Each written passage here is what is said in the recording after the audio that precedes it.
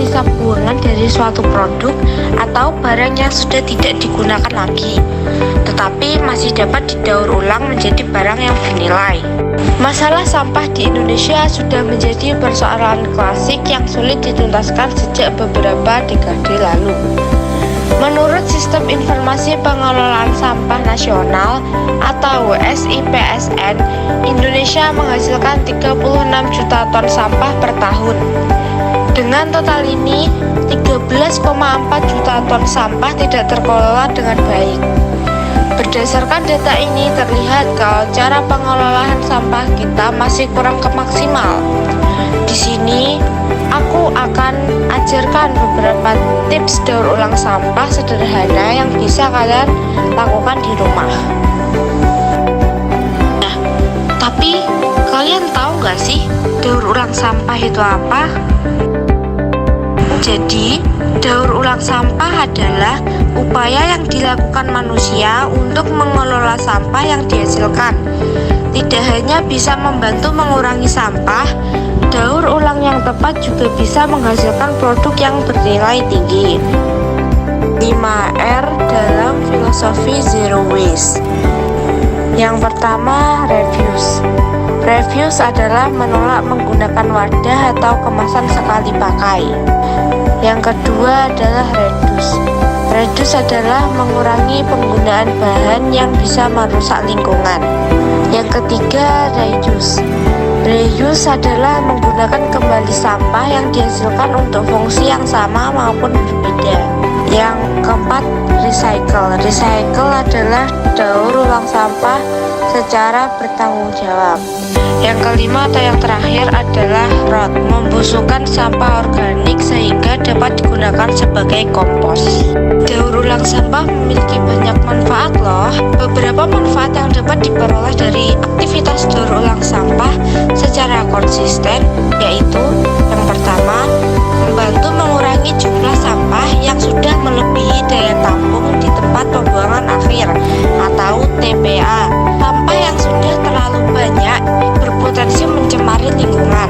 Yang kedua, meningkatkan kesejahteraan hidup masyarakat, aktivitas perekonomian berlangsung lancar. Produk-produk hasil daur ulang usaha mikro kecil menengah atau UMKM dapat dijual kembali dan pabrik daur ulang kemasan dapat menyerap banyak tenaga kerja.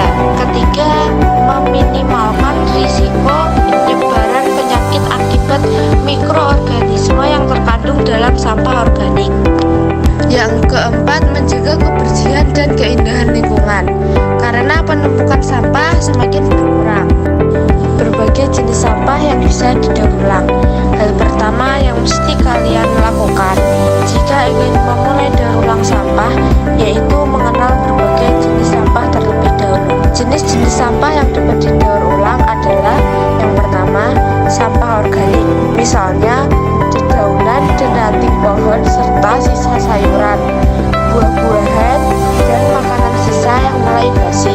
Yang kedua adalah sampah anorganik. Sampah anorganik butuh waktu yang sangat lama untuk terurai sempurna. Misalnya yang poin pertama adalah sampah plastik. Sampah plastik berasal dari pembungkus makanan atau barang-barang lainnya, khususnya proses pengemasan produk yang diperjualbelikan secara online. Poin kedua adalah sampah kertas. Sampah kertas berasal dari berbagai sumber seperti media cetak, surat, dokumen hardcopy, dan pembungkus barang. Poin ketiga, sampah logam.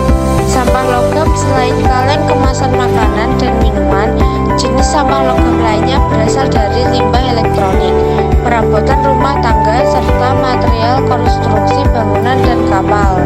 4. Sampah kaca. Sampah kaca bersumber dari kemasan minuman dan makanan serta sisa-sisa material konstruksi. Selain berbahaya bagi lingkungan, sampah kaca yang dibuang sembarangan juga beresiko menyebabkan luka jika terinjak oleh manusia. Cara membuat pupuk kompos dari sampah rumah tangga. Campur tanah dengan sampah organik. Aduk hingga keduanya tercampur rata. Selagi mengaduk, siram permukaan tanah menggunakan air secukupnya.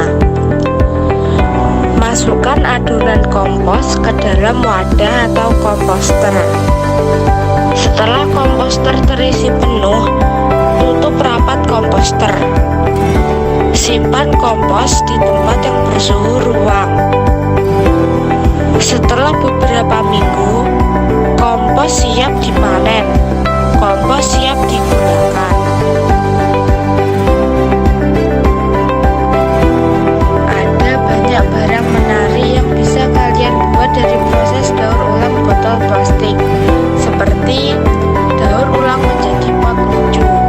Botol plastik bisa kalian daur ulang untuk menjadi pot bunga yang lucu.